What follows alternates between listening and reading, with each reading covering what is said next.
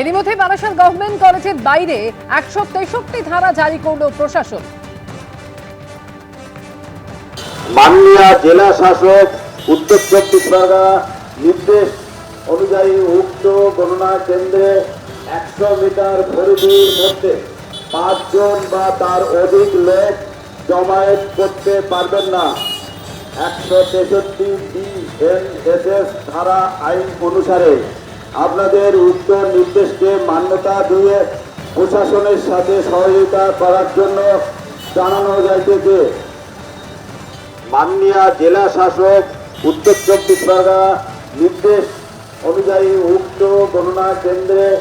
আজ সকালে Barasat government college গণনা কেন্দ্রে সিসিটিভির মনিটর বন্ধ হওয়াকে কেন্দ্র করে উত্তেজনা তৈরি হয় এবং তার জেরে যাতে কোনো গন্ডগোল না ঘটে সেই কারণে পুলিশের পক্ষ থেকে এই মুহূর্তে মাইকে করে প্রচার চালানো হচ্ছে যে বারাসাত গভর্নমেন্ট কলেজ এবং বারাসাত প্যারীচরণ সরকার রাষ্ট্রীয় বিদ্যালয়ে যে গণনা কেন্দ্র রয়েছে 6টি বিধানসভা কেন্দ্রে সেখানে যাতে কেউ জমায়েত না করে 163 ধারা জারি করা হয়েছে এবং সেখানে যাতে 5 জনের বেশি কেউ না একসাথে থাকে সেই ব্যাপারে পুলিশের পক্ষ থেকে নিষেধ করা হচ্ছে এবং সেই কেন্দ্র করে ঘটনাকে কেন্দ্র করে যদি উত্তেজনা তৈরি হয় এবং দেখা যাচ্ছে যে বাইরে প্রচুর কেন্দ্রীয় বাহিনী মোতায়েন করা হয়েছে গণনা কেন্দ্রের বাইরে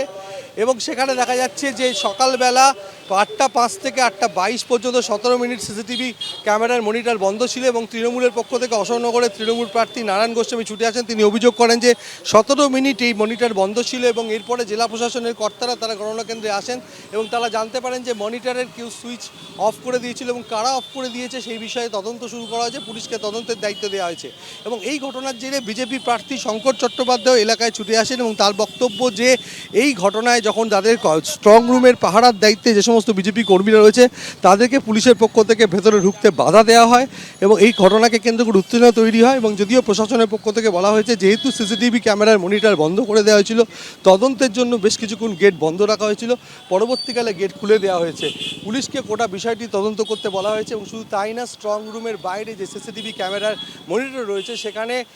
আরও সিসিটিভি বাড়িয়ে নজরদারি বাড়ানোর কথা ভাবছে জেলা প্রশাসন এবং এই ঘটনাকে কেন্দ্র করে উত্তেজনা থাকার জন্য বাইরে প্রচুর কেন্দ্রীয় বাহিনী মোতায়েন করা হয়েছে। ক্যামেরায় শুভঙ্কর লাহার সঙ্গে সমীরণ পাল, এবিপি আনন্দ, উত্তর 24 পরগনা।